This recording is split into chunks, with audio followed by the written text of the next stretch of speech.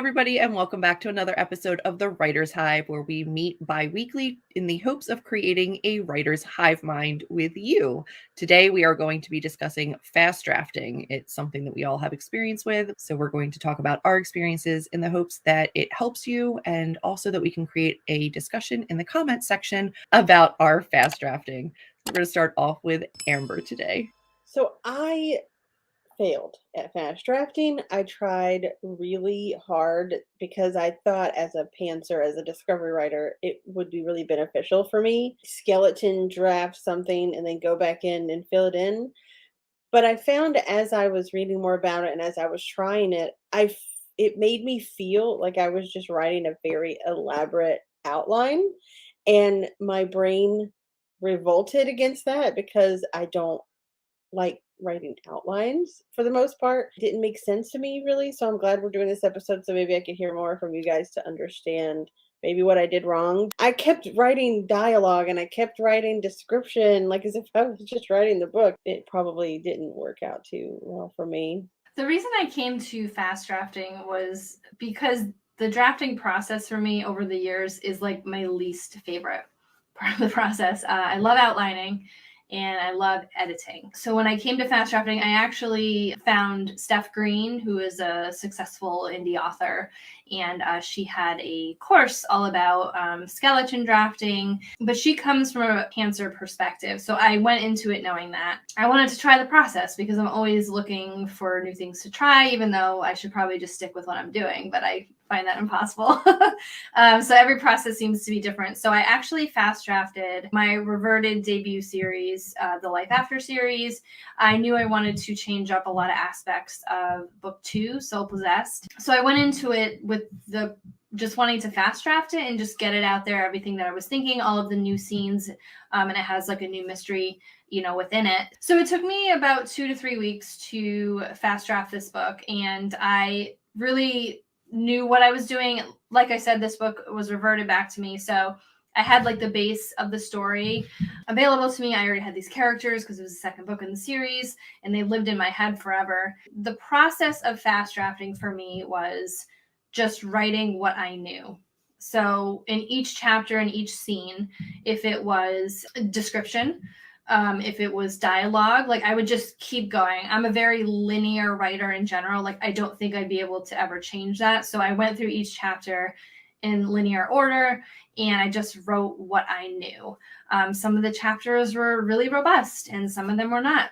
And there were a ton of typos, but getting through the process so quickly for me was phenomenal. And for me to say at the end of 2 to 3 weeks, I had a 35,000 word book. That needed work, obviously, but I sort of thought I hacked that process. Like I hacked through it. I guess that would sort of be the outline that Amber was saying. So I did feel like when I went back to it, it felt very much like an outline and I had a ton of work to do. I'm still on the fence about this process. I don't know if I would do it again because as I'm in editing now, it's like so much editing and it's not really the amount that I enjoy. I don't know really how to feel about this process in general, but I would say it's definitely something that I would like to try in the future, just with a little more tweaking. When I get to points in my drafting process that I don't know, when I get to scenes, sort of leaving little breadcrumbs would be helpful for me in my editing, because I'm thinking about this process as a whole, because there are some points during editing now that I am completely not sure where to go, or the transition is difficult for me. So I would definitely do it a little differently. I would like to try to speed up the drafting process because it really drains me for weeks at a time. But I think just finding that balance too. If you are a discovery writer, you may find more out of the process than I did, but overall, it's okay for me, but I would definitely go through it in the future and tweak it a little bit. I think everybody probably approaches fast drafting in a different way, right? Like we're all going to kind of treat it a little bit differently. I know I definitely did. I treated it a lot differently than Amber did. We all kind of took something different from it. My experience with fast drafting was a little bit different. I did not necessarily approach my book 2 drafting as a fast draft. What I ended up doing was just being a lot less technical. I like to come away from my first drafts with very clean first drafts. I like to have it pretty much complete and then just needing maybe some developmental tweaks and like line and grammar, all that kind of stuff. I don't like leaving myself that much to edit. When I did my first draft of book 2 this time, I did kind of approach it differently. I knew that there were parts at the beginning of my book that were going to change as I neared the end of the book, middle to end of the book, and knew that I was going to be doing 3 books instead of 2. So I knew a lot of my pacing in the beginning of book 2 was going to change. And what I ended up doing throughout the rest of that book was just moving quickly through everything. I didn't go back and fix the beginning of the book, which I probably would have done in any other drafting process. I just continued to move forward as if I had already fixed the beginning and then went directly on to book 3, which is not something I'd ever done before. I'd always gone back, fixed that, and taken care of it. But because this was my first time writing a series, I wanted to try to give myself the leg up of knowing my entire arc. And I really did at the end of book 1 and all of my different rewrites discover a lot that changed the subsequent book 2. I discovered different plot points and different twists and things that would change the way that I continued with the series. So I wanted to give myself the benefit of moving through book 2 and then book 3. I was still able to have my beats set, but then also kind of discover through dialogue and through character interactions some of the things that may change. So when I approached book 3, I moved through as quickly as I could. And what I realized was there were these gaps in my story that I didn't know yet because I really hadn't honed in enough on book 2.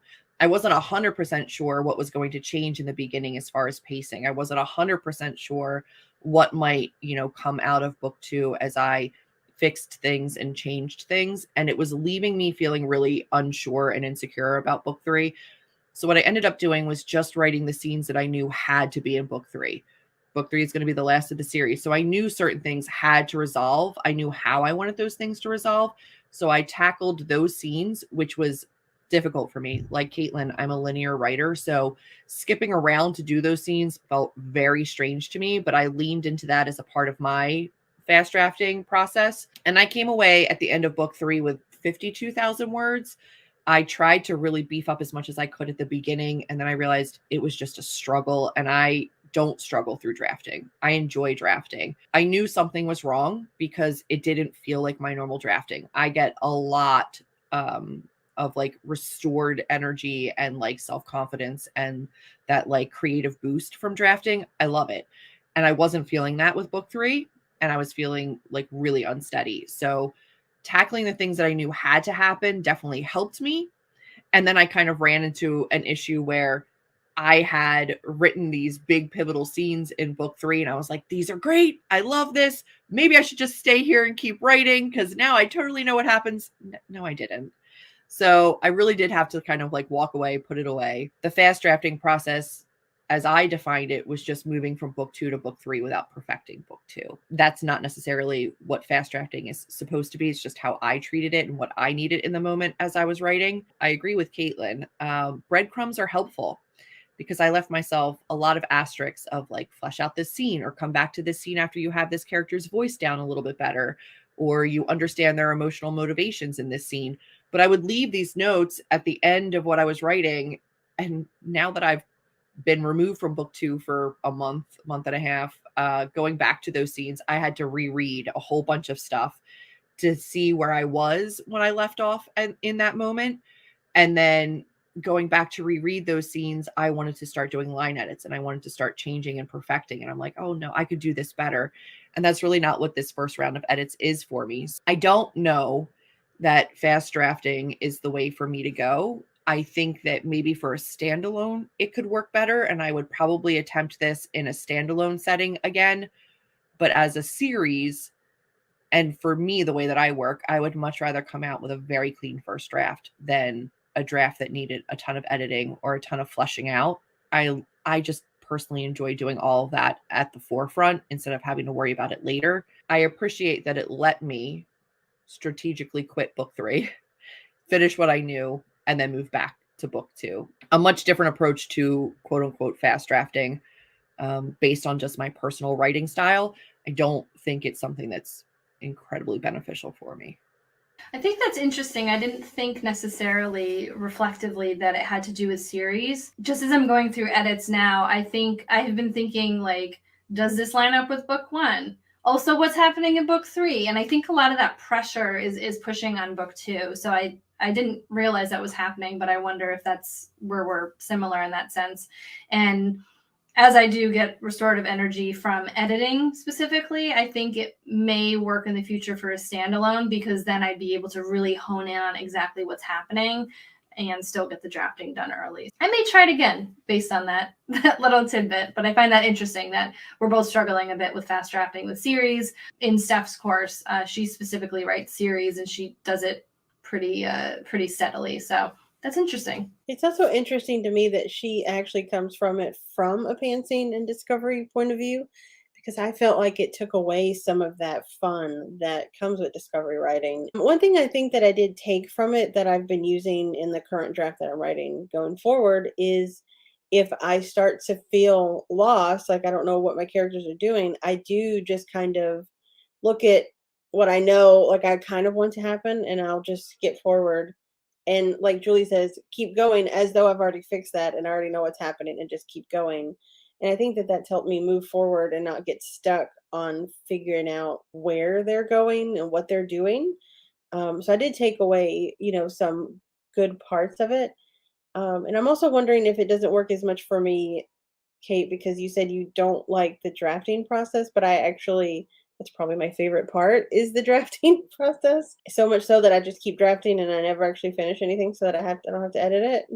It's not that I don't want to edit it. It's just that I haven't found that right story yet. I think I'm there, but I need to go back through and read what she said again, because I felt like it wasn't something that could be fixed as I wrote it. It's something that was like an outline that I would then use to write the actual scene, whereas I wanted something more of like a skeleton, in the way of like maybe just doing dialogue, full dialogue for the entire book, and then going back in and adding in description. Maybe if I just approach it differently, maybe then it could work a little bit better. Yeah, when I worked with the dialogue doctor, Jeff Elkins, he has a podcast and he's on YouTube as well. There have been people in his group that were doing dialogue only first drafts. And I think if you find that beneficial to like discover things about your characters, I think that incorporating that couldn't hurt. I would find that a very interesting process. I think I had done that for like a chapter, and I'm like, I can't do this. I need description. But that's my own personal way of writing. I think if anything, it's been a really good experience for the three of us in very different ways to just almost give ourselves permission to not have to have everything in the first draft, right? So we all kind of approached it differently. We all took something different from the definition and from the practice of fast drafting. We all did it in completely different ways. I think that we all kind of came away with at least a little bit more knowledge about our writing process, what works for us, what doesn't work for us, in separate other episodes, that your writing process changes from book to book. I think that's going to be it for our fast drafting episode. Let us know in a comment down below if this is something that you've done, if you have found a way to fast draft that works for you. We would love to continue the discussion down below about your best drafting strategies. Is it something that you get a lot of energy from? Is it your favorite part of the process? Or do you prefer editing like Katlyn? We'd love to have a discussion in the comments, so be sure to comment down below. We will see you in 2 weeks' time for a really interesting, really exciting beginning of the year video. I know. I can't do that. How do you make your mouse do that? Why is it so spicy? I can't do it. Why is it spicy?